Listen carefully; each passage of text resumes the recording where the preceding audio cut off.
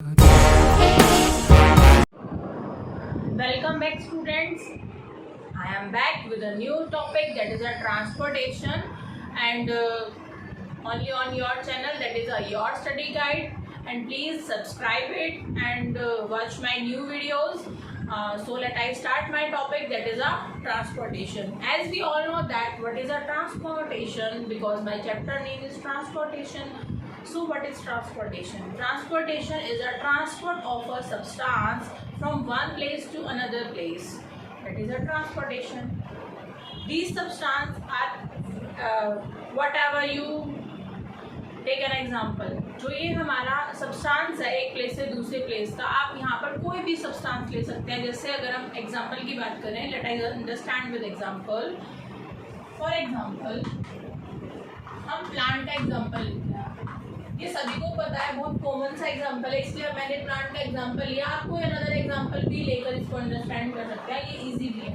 जैसे हम प्लांट्स की रूट में पानी देते हैं.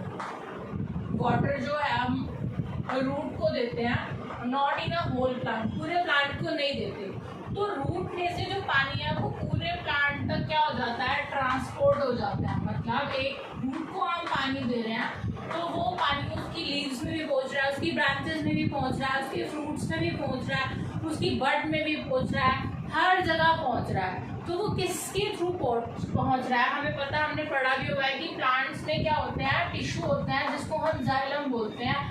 और जाइलम के थ्रू जो ये वाटर है वो पूरे प्लांट में सर्कुलेट करता है. तो जाइलम एक रोल प्ले करता है किसमें, ट्रांसपोर्टेशन में. मतलब पानी हमने रूट में दिया और वो पूरे प्लांट में जा रहा है किसके थ्रू, जाइलम के थ्रू. तो ये हमारा क्या है, एग्जांपल है एक ट्रांसपोर्टेशन का. Hope you understand. इसी प्लांट में हम एक और एग्जांपल लेते हैं लीफ का. अब आपको पता है लीफ जो है प्लांट्स की क्या है, किचन है. हमने पढ़ा भी था न्यूट्रिशन के चैप्टर में कि लीफ जो है वो प्लांट की किचन है. किचन क्यों है, क्योंकि लीफ जो है वो फूड को प्रिपेयर करती है और हमारा खाना भी कहाँ पे प्रिपेयर होता है, किचन में प्रिपेयर होता है. तो लीफ जो है, आप फूड सिर्फ लीफ बनाती है और प्लांट का जो ग्रीन पार्ट होता है वो बनाता है, और कोई पार्ट भी फूड नहीं प्रिपेयर करता. तो आपने कभी सोचा है ये फूड कैसे पूरे प्लांट्स में घूमता है? बिल्कुल पता है आप लोगों को. किसके थ्रू पहुंचता है, फ्लोएम के थ्रू. फ्लोएम जैसे कि एक जाइलम टिश्यू है, ऐसे ही फूड को ट्रांसपोर्ट करने के लिए फ्लोएम है जो पूरे प्लांट्स पे फैला होता है, और इसके थ्रू ये पूरे प्लांट्स में फूड जो है वो जहाँ पर नीड होती है उसको हेल्प करते हैं पूरे प्लांट्स पे फैलाने के लिए. तो ये हमारा एक एग्जांपल था ट्रांसपोर्टेशन का. होप आपको समझ में आया होगा. तो अब हम आज हमारा जो बेसिक टॉपिक है, ये हमारा बेसिक था, लेकिन अब हम स्टार्ट करते हैं कि हमारी जो ट्रांसपोर्टेशन है वो एनिमल्स के अंदर कैसे होती है, वो हम लोग स्टडी करेंगे. ठीक है, स्टार्ट करते हैं अपना टॉपिक. ये बेसिक आपको जरूर समझ में आना चाहिए, क्योंकि जब तक आपको बेसिक ही नहीं पता होगा कि ट्रांसपोर्टेशन क्या होता है तो कोई भी आपकी इम्पोर्टेंस नहीं है, फिर कि आप क्या पढ़ रहे हो आपको ही नहीं पता.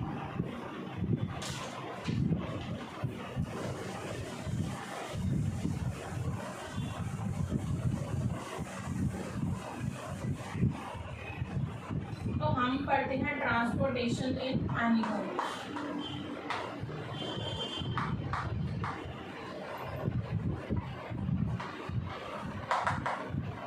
अब एनिमल्स में हमारे बहुत सारे एनिमल हैं. जैसे हम स्पंजेस की बात करें, स्पंजेस की,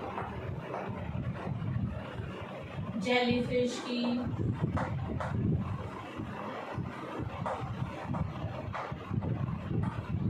ये हमारे क्या है, मल्टी सेलुलर.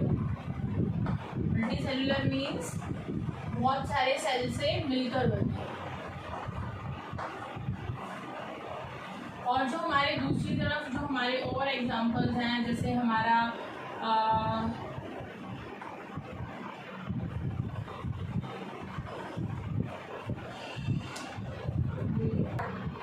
जैसे कि हमारा एग्जांपल है, ये हमारे स्पंजेस और जेलीफिश है मल्टी सेलुलर. ऐसे ही हमारे पैरामीशियम,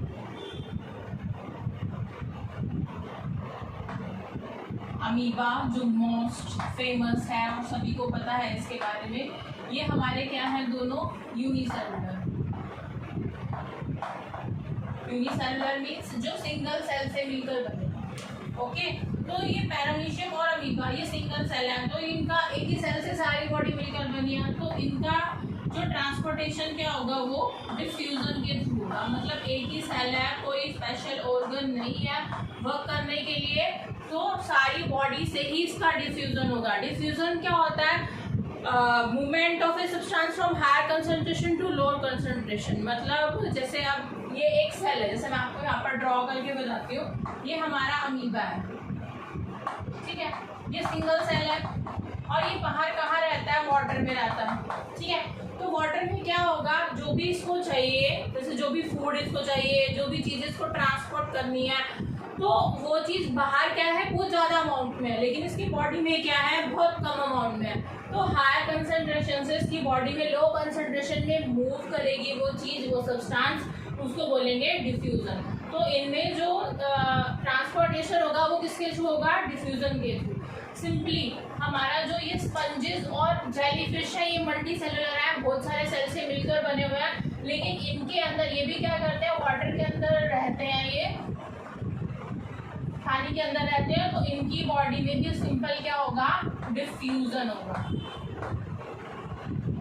डिफ्यूजन अभी मैंने बताया, मूवमेंट ऑफ मॉलिक्यूल और movement of any substance from high concentration to low concentration. मतलब इनके बाहर वाटर है, वाटर में वो अमाउंट बहुत ज़्यादा है, तो इनकी बॉडी के अंदर कम है, तो ज़्यादा से कम की तरफ मूव करेगा और इस तरह से इनकी बॉडी में क्या होगा? डिफ्यूजन होगा। मतलब जो इनकी बॉडी के जो सेल होंगे उस सेल के थ्रू ही इनकी सब बॉडी में से सब चीज़ डिफ्यूज होती रहेगी, मतलब बाहर जाती रहेगी, अंदर आती रहेगी, इस तरह से इनका बैलेंस बना रहेगा। इसके बाद जितने भी हायर ऑर्गेनिज्म है, जेलीफिश से अबव जितने भी हैं, उन सब के अंदर जो ट्रांसपोर्टेशन है वो डिफ्यूजन के थ्रू नहीं होगा।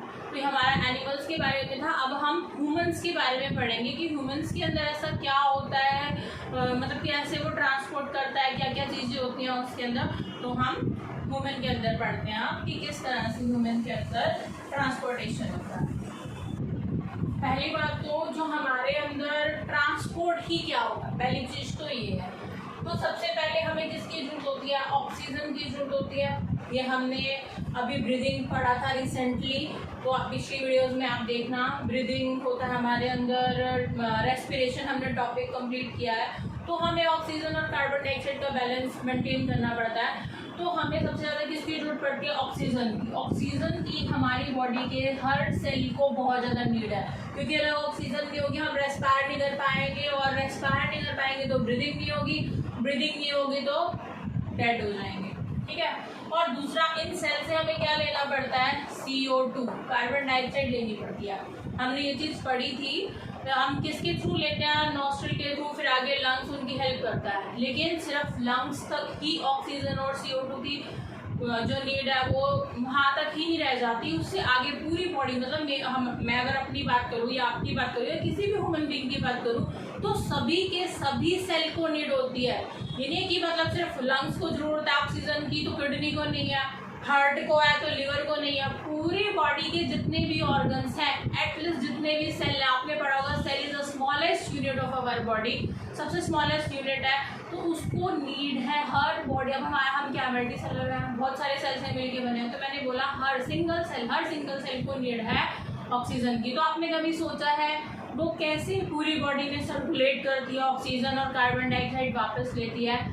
बिल्कुल सही, वो एक ब्लड के थ्रू लेती है, क्योंकि ब्लड हमारी पूरी बॉडी में मूव करता है, पूरी बॉडी में मूवमेंट होती रहती है इसकी, एवरी सेल के पास ये जाता है ब्लड, ठीक है। और ब्लड जो है वो पूरी बॉडी में ऑक्सीजन प्रोवाइड करता रहता है हर सेल को, और उनसे क्या लेता रहता है? कार्बन डाइऑक्साइड लेता है, और वापस फिर उसको वो लंग्स के पास देता है, वहाँ से फिर इनका कॉम्बिनेशन होकर हार्ट के पास जाकर फिर ये प्यूरिफाई होता है। वो हम लोग आगे वर्किंग पढ़ेंगे हार्ट की, तो उसमें आपको क्लियरली ये समझ आएगा। तो अभी तक आप इतना ध्यान रखिए कि ह्यूमंस के को सबसे ज़्यादा ऑक्सीजन की नीड होती है सर्वाइव करने के लिए। अगर ये नहीं है तो बिल्कुल हम सर्वाइव नहीं कर पाएंगे। और ये जो ऑक्सीजन और कार्बन डाइऑक्साइड है वो हर सेल से कौन लेता है? ब्लड। तो ब्लड यहाँ पर मेन कंपोनेंट है किसका? ट्रांसपोर्टेशन का। किसके अंदर? ह्यूमन बीइंग्स के अंदर। तो अब अगर हम ब्लड की बात करें तो ब्लड यहाँ पर हमारे पास होते हैं ब्लड के पास हमारे पास ब्लड प्लाज्मा होता है,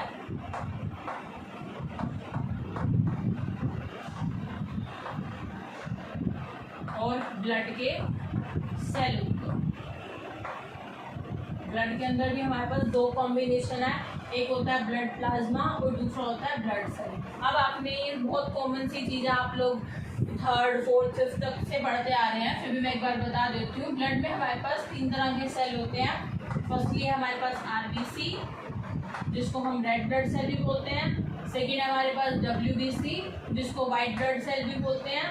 और थर्ड है हमारे पास प्लेटलेट्स। इन तीनों को हम लोग डिटेल में पढ़ेंगे और ब्लड प्लाज्मा को भी। बस अब अभी तक इतना ही ध्यान रखिए कि ब्लड जो है वो हमारी हेल्प करता है ट्रांसपोर्टेशन में, और ब्लड के दो मेन पार्ट है, ब्लड प्लाज्मा और ब्लड सेल।